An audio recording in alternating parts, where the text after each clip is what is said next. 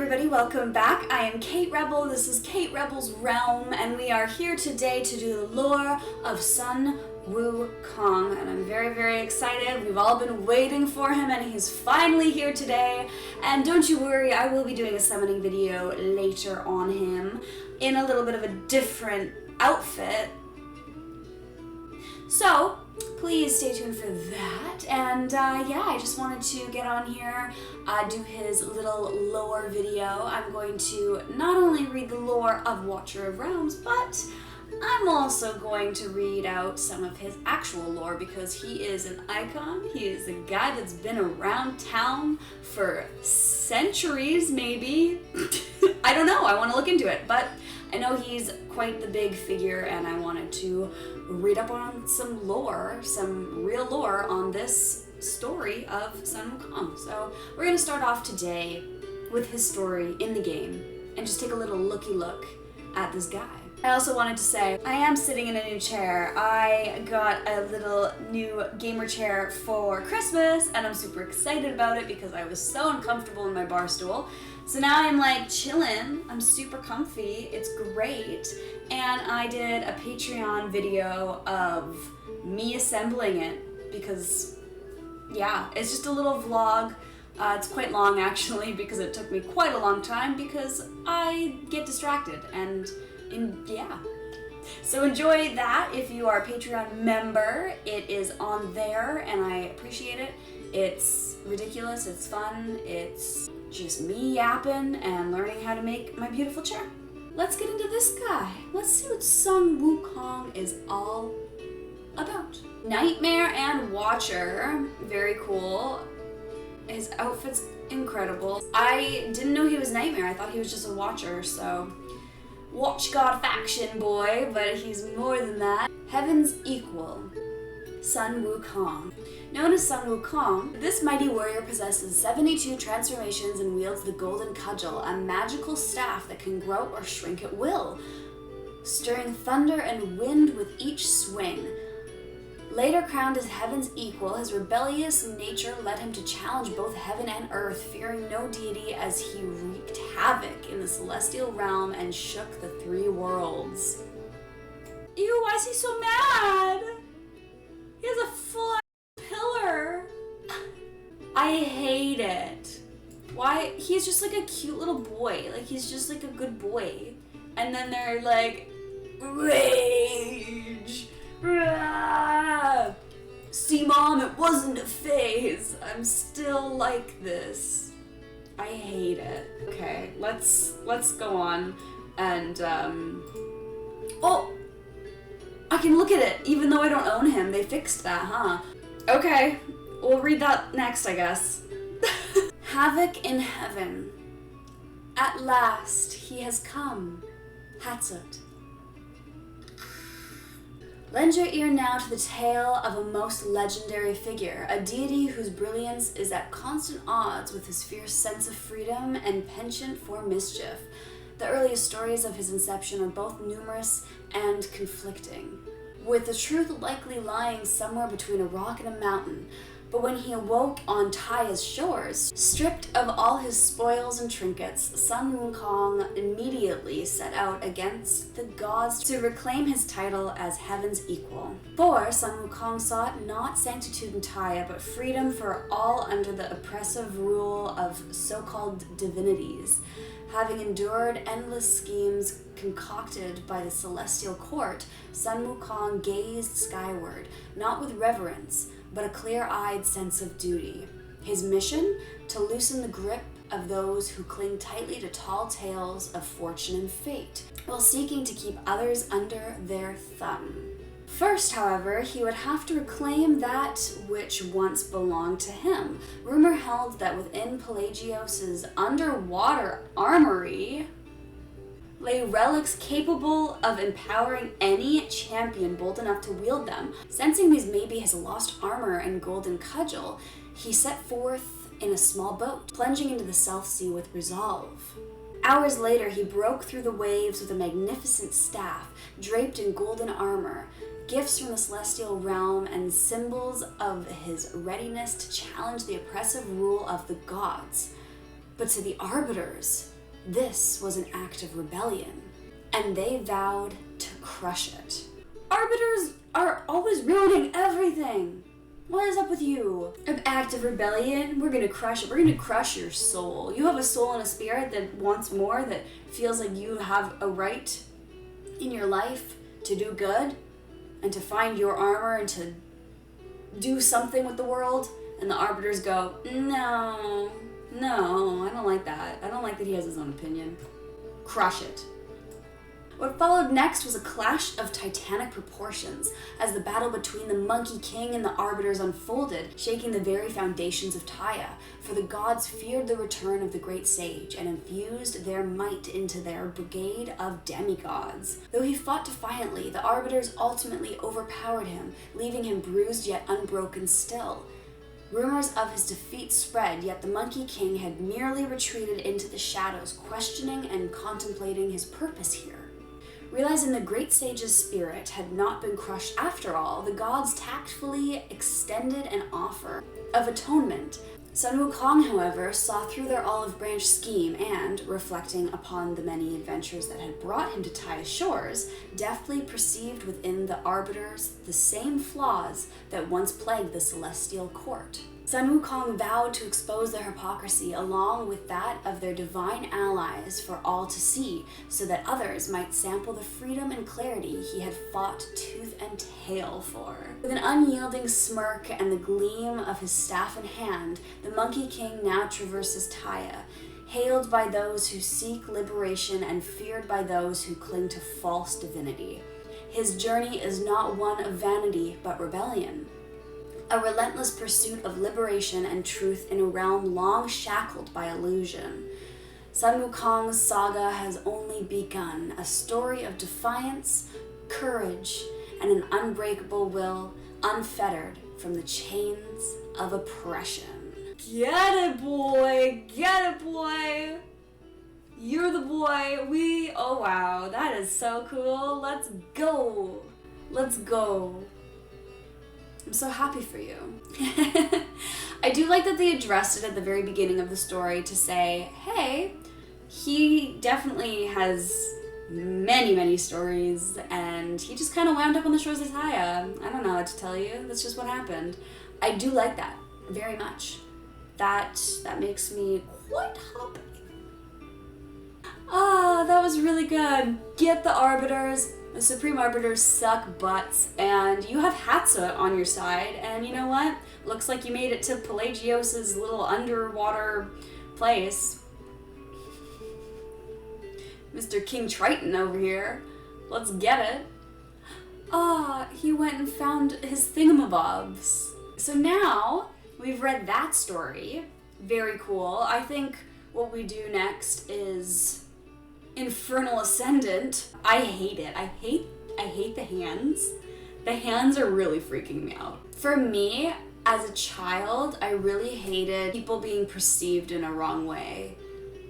That doesn't make any sense. So like, look how cute he is. Like, he's so good.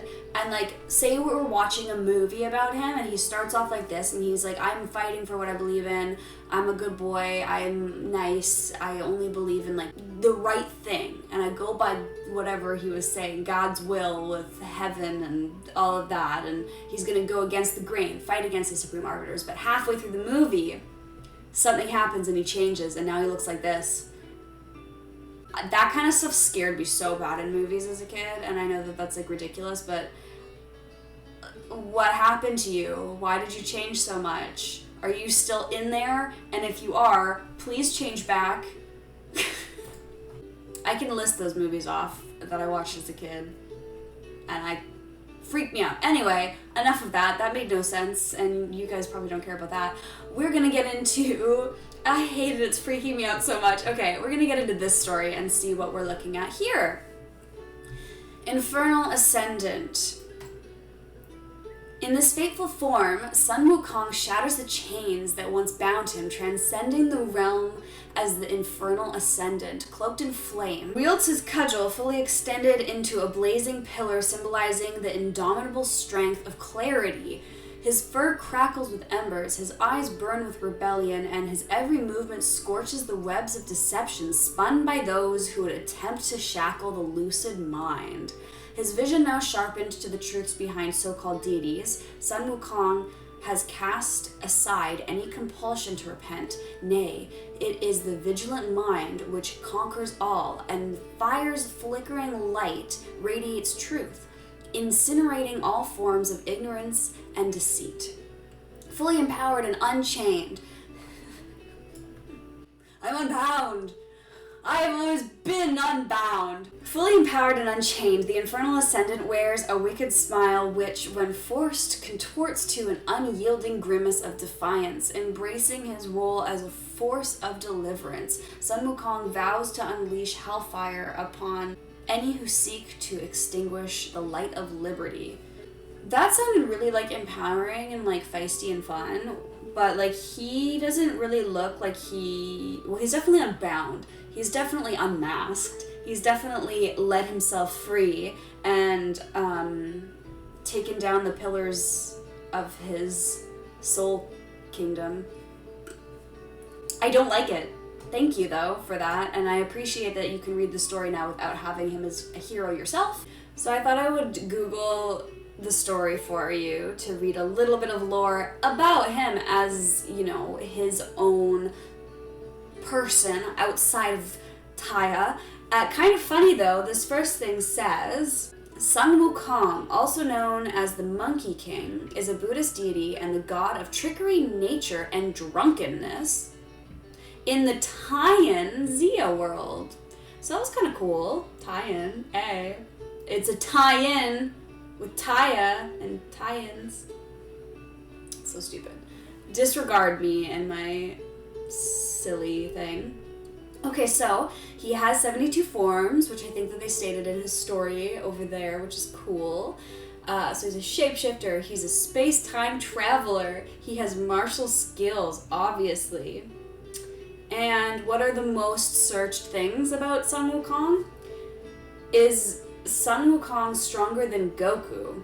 Early incarnations of Goku would not stand a chance against him. However, Goku has come a long way since being a Sun Wukong parody and is extremely powerful force over him. Okay, well, it sucks. Is Sun Wukong good or bad? He embodies the blend of humor, strength, and moral complexity that many cultures find appealing in their heroes. He's not considered a villain because his actions, while sometimes rebellious, are ultimately driven by a desire for freedom, justice, and loyalty. Yeah, he is a rebel, like Miss Rebel over here is, but he, you know, he's still a good guy. He's still going against like a proper faith, a proper moral compass, a guideline that's not for bad. He's not doing anything bad. It's just that the Supreme Arbiters don't. They get all out of order if someone doesn't follow their order. It's crazy, freaks. Anyway, let's see what else. It's another one. How many gods has Sun Wukong killed? Laughing continuously and fully enjoying himself, and with a combination of martial prowess, guile, and quick-witted creative responses to many different types of powerful heavenly weapons used against him, the Monkey King single-handedly defeats the army of heavens, 100,000 celestial warriors and 28 constellations, Nezha, and all of the 4 heavenly kings. Well, I'll be darned. What else do we got in here? I'm gonna just look in this Wikipedia page now because that's obviously right. He leaps and flies all the way to the edge of the universe, seeing nothing there but 5 towering pillars. The Monkey King believes that he has reached the end of all existence. So I guess at the end of everything that he was doing, he took the pillar and made it into his cudgel, which is in the creepy skin. To prove his trail, he marks a pillar with a phrase declaring himself the great sage equal to heaven and urinates on the middle pillar. He then leaps back and returns to Buddha's palm to claim his victory in winning the bet. Sun Wukong is then very surprised to find that the 5 pillars he found are merely fingers of the Buddha's hand, finding it impossible to believe. When the Monkey King tries to escape the pond, Buddha turns his hand into a mountain of rocks, sending Sun Wukong hurtling back down to earth. Before the Monkey King can lift the mountain off, the Buddha seals him there, using a paper talisman bearing the mantra Om Mani Padme Hum in gold letters. I don't like that I just said that out loud without learning what that meant. The monkey remains imprisoned in stocks for 500 years to learn patience and humility, with only his head and hands protruding from the base of the mountain. The Buddha arranges 2 earth spirits to feed the Monkey King iron pellets when he is hungry and molten copper when he is thirsty. What kind of sick tale is this? There's so much to this. This is so interesting. Okay, let's see. Let's see what's next. 500 years later, oh my goodness, the Bodhisattva Guayan, sorry, butchering it, searches for disciples to protect a pilgrim on a journey to the west to retrieve the Buddhist sutras. In the hearing of this, the Monkey King offers to serve the pilgrim, Tan San Zhang, a monk of the Tang dynasty, in exchange for his freedom after the pilgrimage is complete. Understanding Sun Wukong will be difficult to control, Guanyin gives Tang San Zhang a gift from the Buddha, a magical circlet which, once the Monkey King is tricked into putting on, can never be removed. Is he wearing something like that? I wonder what it looks like. Well, that's cool. Okay, hold on.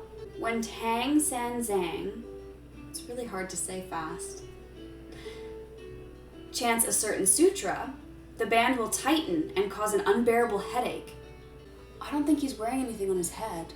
Maybe he breaks free. Let's see. Guanyin gives the Monkey King 3 special hairs, only to be used in dire emergencies. Under Tan San Zhan's supervision, the Monkey King is allowed to journey to the west. To the west? Wow! Okay, so throughout the novel, I guess this is just a Wikipedia breakdown of the book. I wasn't really sure what I was reading, if I was reading like a mix of a bunch of different stories or what, but I'm into it. I don't know what I'm reading, you guys, so it's interesting. And I know I can't really do a lot of it because he's had 72 reincarnations or whatever they said. Or shape-shifted 72 times. He's probably been all over the place a million times as a monkey or whatnot. But anywho, okay, so throughout the novel, the Monkey King faithfully helps Tan San Zhan on his journey to India. They are joined by Pigsby and Sandy, both of whom accompany the priest to atone for their previous crimes. Tang San Zhang's safety is constantly under threat from demons and other supernatural beings, as well as bandits, as they believe that by eating Tang San Zhang's flesh, one will obtain immortality and great power. Oh, I hope that Pigsby and Sandy don't try and eat him. Whew, the Monkey King often acts as Tang's bodyguard to combat these threats. The group encounters a series of 81 tribulations, accomplishing their mission and returning safely to China. During the journey, the Monkey King learns about virtues and the teachings of Buddhism. There, the Monkey King attains Buddhahood, becoming the victorious fighting Buddha. For his service and strength, the Monkey King is revealed to know about the fate of Tang San Zhang, and also of his knowledge in many other things, as on 3 occasions he knew that the monk was supposed to suffer, and he also cured a king who had been ill for many years, and knew properties of herbs no one knew of. Wukong also mentions being sworn brothers with Erlang Shen, who I don't know who that is, but it's highlighted, so it must be important. Let's see what else we got going on here. This is really interesting.